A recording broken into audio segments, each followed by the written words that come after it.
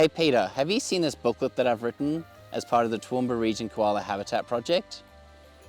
I've been working as a consultant ecologist for the past 5 years, and in writing this booklet, I decided to split the Toowoomba region into 7 zones. We have Zone 1, which encompasses the Toowoomba city, its surround, and the basalt hills surrounding that area. Zone 2 travels from Highfields up through Crow's Nest and towards Kuya, travelling to the northern boundary of the Toowoomba region. Zone 3 is between Hayden and Gumbunji, then travelling northwest. Zone 4 is our Black Clay Plains, where it travels from Cecil Plains through to Tamaville. And Zone 5 is above Millmerran. It covers the large state forest there. Zone 6 is around Millwood and Millmerran. And then finally Zone 7, which is south of Millmerran. I arrived at these zones by looking at the broad climatic patterns, the broad vegetation characteristics, and also the geology and the soils of the Toowoomba region. Each zone shares broad similarities in both climate, soil, and vegetation characteristics. So Peter, what do these zones mean and how do we use them? We use these zones to then guide which species we can plant. Each zone has its list of koala-friendly feed tree species that will grow well in your area. So Peter, we're in Prince Henry Heights, which is in Zone 1.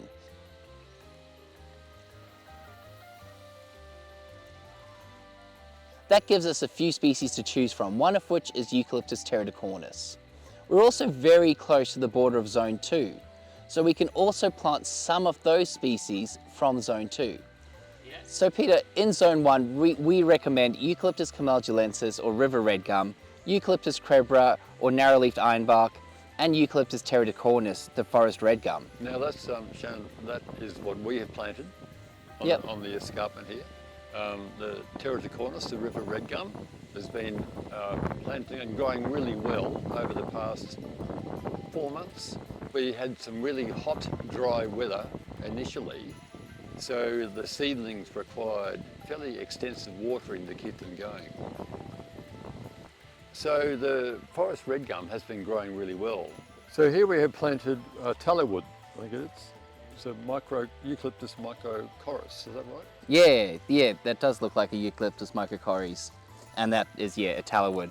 They're usually a Zone 2 tree, but since we're so close to Zone 2, they'll grow perfectly fine here. So Peter, the booklet is a great resource that tells how, when, where, and why to plant koala trees. We discuss everything, including site selection, site preparation, the planting process, protecting your individual plants, watering, frost protection, and so on. I believe a booklet like this is of great value to people in your position. That booklet would have been really useful to go through all the steps, including the watering, preparation, maintenance, keeping the pests away. Shannon, with the rain that we've had, the weeds are prolific. I've been trying to pull out the cobbler's pegs and some of the green panic on a daily basis, but it's hard to beat. So I've got mulch around the trees, but what else do you think I should do with these both native and exotic weeds that are in this area? Well, Peter, what you've done so far is fantastic. By initially removing the weeds and all the plants from around the young trees, you're reducing competition and allowing the young plants much of a better chance to grow quickly in the initial stages of life. Adding the mulch is also a really good idea. It helps suppress the weeds and maintain soil moisture. As for the larger area around the trees, it is good to do some general weed control, but it's not necessary to entirely keep it slashed. So what we're really looking at here is a balance in competition between our young trees and these grasses around us. By removing all the weeds around the young trees, you're reducing the competition and allowing the younger trees more of a better chance at life. By allowing a lot of your native plants to grow, you are helping to improve the soil health. That will be giving a lot of nutrients and nitrogen fixation to the trees, which otherwise doesn't happen. So Peter, as the tree grows, you're going to have to do less and less weed control, because as the tree gets bigger, it's going to start shading out all these weeds and also pulling a lot of moisture out of the ground. So Peter, I see that your trees have grown well above the guards now. They would have protected them from all the little hairs that may have nibbled on them earlier. You can probably reduce your weeding around the tree for now, but you need to be careful of what vines may start growing up the tree, as these will choke it out and may reduce its growth. That's sort of what I've done, yeah. As you know, the weeds are taking over, so it'll be a relief not to have to pull out all the weeds around the place, especially if these weeds are providing some other nutrients for the soil. They seem to be thriving. Hopefully they're deep rooted and they'll be able to become more independent.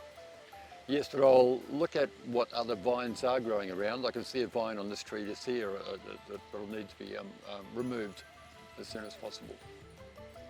Overcoming these local issues can be done with help from your local land care group. We have a list of these local land care groups on the back of our booklet. So Peter, when you join your local land care group, you get to go to meetings and join a great community network of people that have intimate knowledge of their local area. They can help you with your planting projects and connect you with other people who have similar interests.